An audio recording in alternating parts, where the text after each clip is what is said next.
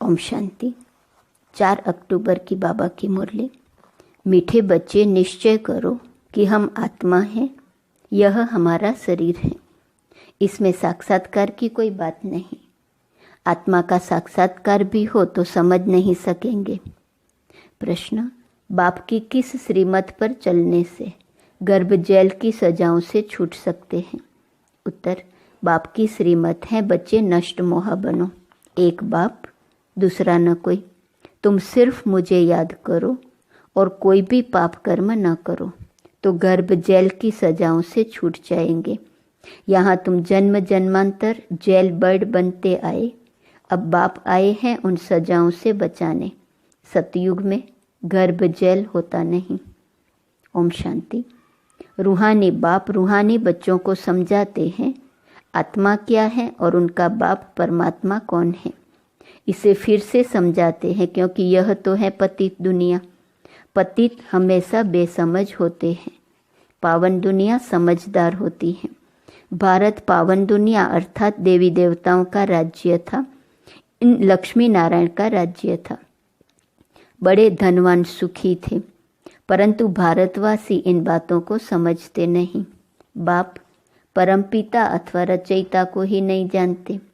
मनुष्य ही जान सकते हैं, जानवर तो नहीं जानेंगे न। याद भी करते हैं हे परमपिता परमात्मा, वह पारलौकिक फादर हैं। आत्मा याद करती है अपने परमपिता परमात्मा को। इस शरीर को जन्म देने वाला तो लौकिक फादर है और वह परमपिता परमात्मा है, पारलौकिक फादर, आत्माओं का बाप। मनुष्य लक्ष्मी नारायण की पूजा करते हैं, समझते भी हैं ये सतयुग में थे और राम सीता त्रेता में थे। बाप आकर समझाते हैं बच्चे, तुम मुझ पारलौकिक बाप को जन्म जन्मांतर याद करते आए हो। गॉड फादर तो जरूर निराकार हुआ ना। हमारी आत्मा भी निराकार है, यहाँ आकर साकार बनी है। यह थोड़ी सी बात भी कोई की बुद्धि में नहीं आती। वह तुम्हारा बेहद का बाप रचयिता है। पुकारते हैं तुम मात पिता, हम बालक तेरे। आपके हम बनते हैं तो हम स्वर्ग के मालिक बनते हैं, फिर आपको भूलने से नर्क के मालिक बन जाते हैं। अभी वह बाप इन द्वारा बैठ समझाते हैं, मैं रचयिता हूँ, यह मेरी रचना है, जिसका राज तुमको समझाता हूँ। यह भी समझ जाते हैं आत्मा को किसी ने भी देखा नहीं है, फिर भी क्यों कहते हैं अहम आत्मा। यह तो समझते हैं ना, अहम आत्मा एक शरीर छोड़ दूसरा लेती हूँ। महान आत्मा, पुण्य आत्मा कहते हैं ना। निश्चय करते हैं हम आत्मा हैं, यह हमारा शरीर है। शरीर विनाशी है, आत्मा अविनाशी है। उस परमपिता परमात्मा की संतान है। निश्चय करते हैं हम आत्मा है, यह हमारा शरीर है। शरीर विनाशी, आत्मा अविनाशी है। हम परमपिता परमात्मा की संतान है। कितनी सहज बात है, परंतु अच्छे अच्छे बुद्धिवान समझ नहीं सकते। माया ने बुद्धि को ताला लगा दिया है। तुमको अपनी आत्मा का ही साक्षात्कार नहीं होता है। आत्मा ही अनेक जन्म लेती है ना, हर जन्म में बाप बदलता जाता है। तुम अपने को आत्मा निश्चय क्यों नहीं करते हो? कहते हैं आत्मा का साक्षात्कार हो। अरे इतने जन्म कोई को बोला था क्या कि आत्मा का साक्षात्कार हो? कोई कोई को आत्मा का साक्षात्कार होता भी है, परंतु समझ नहीं सकते। बाप को तुम जानते नहीं। बेहद के बाप बिगर आत्माओं को परमात्मा का साक्षात्कार भी कोई करा नहीं सकता। कहते हैं हे भगवान, तो बाप हुआ ना। तुमको 2 बाप हैं, एक तो है विनाशी, शरीर को जन्म देने वाला विनाशी बाप। दूसरा है अविनाशी, आत्माओं का अविनाशी बाप। तुम गाते हो तुम मात पिता, हम बालक तेरे। उनको याद करते हो तो जरूर वह आया होगा ना। जगत अम्बा और जगत पिता बैठे हैं, राजयोग सीख रहे हैं। वैकुंठ में लक्ष्मी नारायण का राज्य था, वह भी भारत में ही थे ना। मनुष्य समझते हैं ऊपर कहाँ स्वर्ग होगा। अरे लक्ष्मी नारायण का यहाँ यादगार है, जरूर यहाँ ही राज्य किया होगा। यह देलवाड़ा मंदिर तुम्हारा अभी का यादगार बना हुआ है। तुम राजयोगी हो। अधर कुमार, कुमार, कुमारियाँ सब यहाँ बैठे हो। उनका यादगार फिर भक्ति में बनता है। देलवाड़ा नाम का भी कोई अर्थ होगा न। दिल लेने वाला कौन है? यह आदिदेव और आदिदेवी भी राजयोग सीख रहे हैं। यह भी याद करेंगे उस निराकार परमपिता परमात्मा को। वह है ऊंचते ऊंच ज्ञान सागर। इस आदिदेव के शरीर में बैठ सब बच्चों को समझाते हैं यह मंदिर कब बना, क्यों बना, किन्हों का यह यादगार है, कुछ भी जानते नहीं। देवियों आदि के कितने नाम लेते हैं, काली, दुर्गा, अन्नपूर्णा। अब सारे विश्व की अन्नपूर्णा कौन होंगी?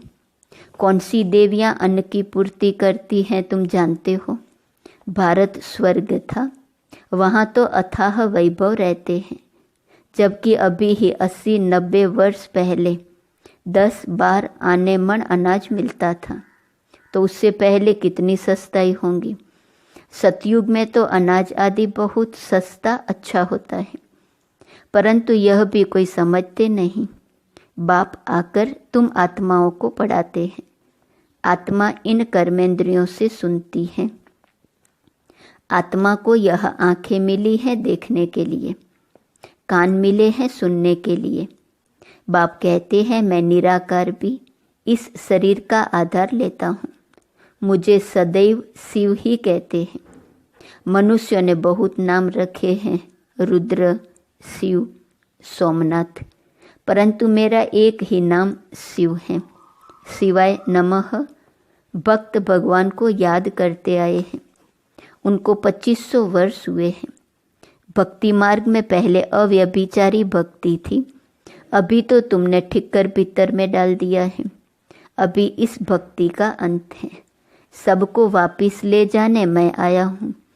यह पुरानी दुनिया खत्म होनी है।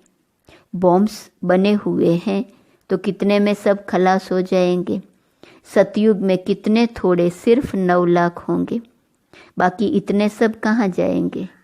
यह लड़ाई अर्थक्वेक आदि होंगी, विनाश तो जरूर होना है। यह है प्रजापिता।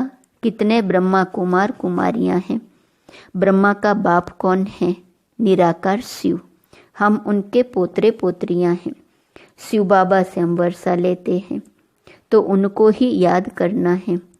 याद से ही पापों का बोझा उतरेगा। तुम जानते हो यह है ही विशेष पतित दुनिया। सतयुग है वाइसलेस दुनिया। वहाँ विष होता नहीं। कायदे अनुसार एक ही बच्चा होता है। कभी अकाले मृत्यु नहीं होती है ही सुखधाम। यहाँ तो कितना दुख है, परंतु यह बातें कोई भी जानते नहीं। गीता सुनाते हैं, श्रीमद् भगवद गीता भगवानुवाच। अच्छा, भगवान कौन है? कह देते श्री कृष्ण। अरे वह तो छोटा बच्चा है, वह कैसे राजयोग सिखलाएगा। उस समय पतित दुनिया थोड़े ही हैं। सदगति के लिए राजयोग सिखलाने वाला तो यहाँ चाहिए। गीता में लिखा हुआ भी है, रुद्र गीता ज्ञान यज्ञ। श्री कृष्ण गीता ज्ञान यज्ञ तो है नहीं। रुद्र गीता ज्ञान, श्री कृष्ण गीता ज्ञान यज्ञ नहीं। यह ज्ञान यज्ञ कितने वर्षों से चलता आ रहा है। इनकी समाप्ति कब होंगी? जब सारी सृष्टि इसमें स्वाहा होंगी। यज्ञ जब समाप्त होता है तो उसमें सब कुछ समाप्त करते हैं ना, सब कुछ स्वाहा करते हैं ना। यह यज्ञ भी अंत तक चलता रहेगा। यह पुरानी दुनिया खत्म होने वाली है। बाप कहते हैं मैं कालों का काल हूँ, सबको लेने लिए आया हूँ। तुमको पढ़ा रहा हूँ कि तुम स्वर्ग के मालिक बनो। तुम जानते हो इस समय सभी मनुष्य मात्र हैं सदा दुर्भाग्यशाली। सतयुग में थे सदा सौभाग्यशाली। यह फर्क सबको समझाना है। यहाँ आते हैं तो अच्छी रीति समझते हैं, फिर घर जाते हैं तो सब खलास हो जाता। जैसे गर्भ जल में वायदा कर आते हैं हम पाप नहीं करेंगे, बाहर निकलते हैं तो फिर पाप करने लग पड़ते हैं। जेल बर्ड होते हैं ना, इस समय जो भी मनुष्य मात्र हैं सब जेल बर्ड हैं। घड़ी घड़ी गर्भ जेल में जाकर सजाएं खाते हैं। बाप कहते हैं अभी तुमको गर्भ जेल बर्ड बनने से छुड़ाते हैं। सतयुग में गर्भ को जेल नहीं कहेंगे। तुमको इन सजाओं से बचाने आया हूँ। अब मुझे याद करो, कोई भी पाप नहीं करो, नष्ट मोहा बनो। गाते हैं मेरा तो एक दूसरा न कोई। यह कोई श्री कृष्ण की बात नहीं है। श्री कृष्ण तो 84 जन्म ले अब आकर ब्रह्मा बना है, फिर वही श्री कृष्ण बनना है, इसलिए इस शरीर में ही प्रवेश किया है। यह बना बनाया ड्रामा है। अभी भगवान यह सूर्यवंशी चंद्रवंशी राजधानी स्थापन कर रहे हैं। तुम्हारी भविष्य के लिए प्रारब्ध बनाते हैं। अभी तुम पुरुषार्थ कर अनेक जन्मों की प्रारब्ध बना रहे हो बेहद के बाप द्वारा, जो बाप स्वर्ग का रचयिता है। यह बातें समझने की हैं। ड्रामा में हर एक एक्टर का अपना अपना पार्ट है। इसमें हम क्यों रोए पीटे? हम जीते जी उस एक बाप को याद करते हैं। इस शरीर की भी हमको परवाह नहीं है। यह पुराना शरीर छूटे और हम बाबा के पास जाएं। इस समय तुम भारत की कितनी सेवा करते हो। तुम्हारे ही नाम गाए हुए हैं अन्नपूर्णा, दुर्गा, काली आदि आदि। बाकी काली कोई ऐसी भयानक शकल वाली व गणेश सुंड वाला थोड़े ही होता है। मनुष्य तो मनुष्य ही होते हैं। अब बाप समझाते हैं, मैं तुम बच्चों को इन लक्ष्मी नारायण जैसा बना रहा हूँ। तुम निश्चय करो, हम बाबा से वर्षा ले रहे हैं, फिर भविष्य में जाकर प्रिंस प्रिंसेस बनेंगे। बाप जो स्वर्ग का रचयिता है उनको कोई भी नहीं जानते।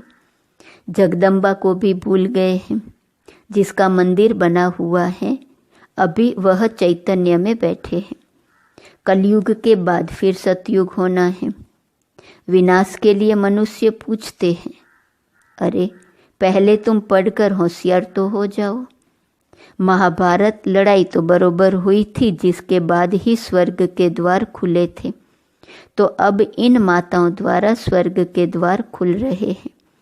वंदे मातरम गाते हैं ना, पावन की ही वंदना की जाती है।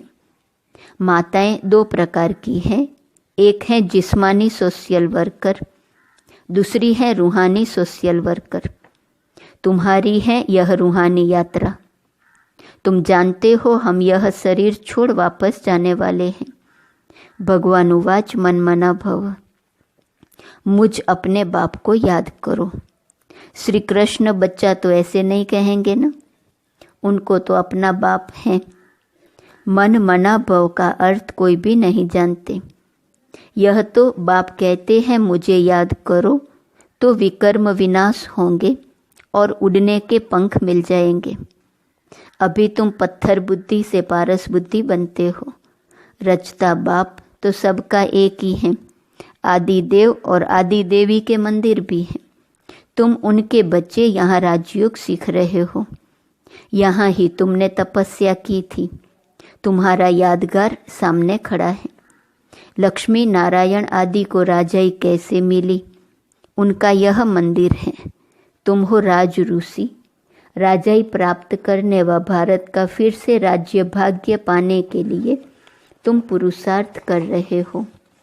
तुम भारत में स्वर्ग की राजाई स्थापन करते हो, अपने तन मन धन से सेवा करके। बाप की श्रीमत द्वारा तुम पतित रावण राज्य से सबको लिबरेट करते हो। बाप है लिबरेटर, दुख हरता, सुख करता। तुम्हारे दुख हरने के लिए पुरानी दुनिया का विनाश कराते हैं। तुमको दुश्मन पर विजय पहनाते हैं तो तुम माया जीत जगत जीत बनेंगे। तुम कल्प कल्प राज्य लेते हो और फिर गंवाते हो। यह है रुद्र शिव का ज्ञान यज्ञ, जिससे यह विनाश ज्वाला निकली है। वह सब विनाश हो जाएंगे और तुम सदा सुखी बन जाएंगे। दुख शुरू होता है द्वापर से। बाप कहते हैं मैं आकर नरकवासियों को स्वर्गवासी बनाता हूँ। कलयुग है वैश्यालय, सतयुग है शिवालय। तुम बेहद के बाप से स्वर्ग के मालिक बनते हो, तो यह खुशी का पारा चढ़ना चाहिए ना। अच्छा, मीठे मीठे सिकिलदे बच्चों प्रति माता पिता बाप दादा का याद, प्यार और गुड मॉर्निंग। रूहानी बाप की रूहानी बच्चों को नमस्ते। रूहानी बच्चों की रूहानी बाप को नमस्ते नमस्ते नमस्ते।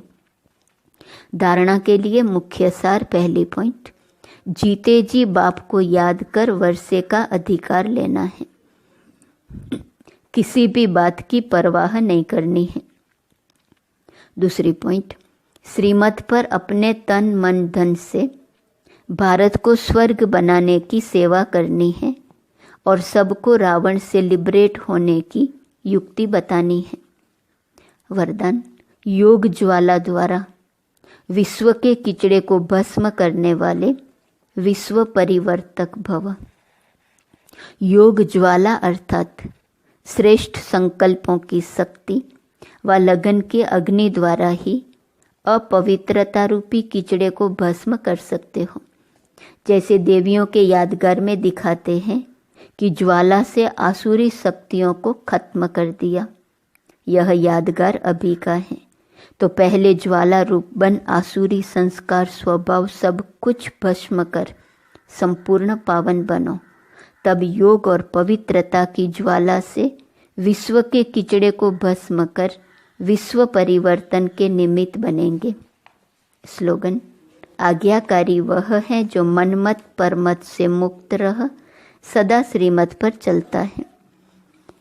आज का स्वमान है, मैं डबल लाइट फरिश्ता हूँ। अव्यक्त इशारे की पॉइंट 4 अक्टूबर। अपने हर श्रेष्ठ संकल्प को सफल करने व स्वयं को संपन्न बनाने के लिए ट्रस्टी बनकर रहो। ट्रस्टी बनना अर्थात डबल लाइट फरिश्ता बनना। एक श्रेष्ठ संकल्प बच्चे का और 1000 श्रेष्ठ संकल्प का फल बाप द्वारा प्राप्त हो जाता है। एक का 1000 गुना मिल जाता है। ओम शांति। ओम शांति। 4 अक्टूबर की बाबा की मुरली। मीठे बच्चे, निश्चय करो कि हम आत्मा हैं।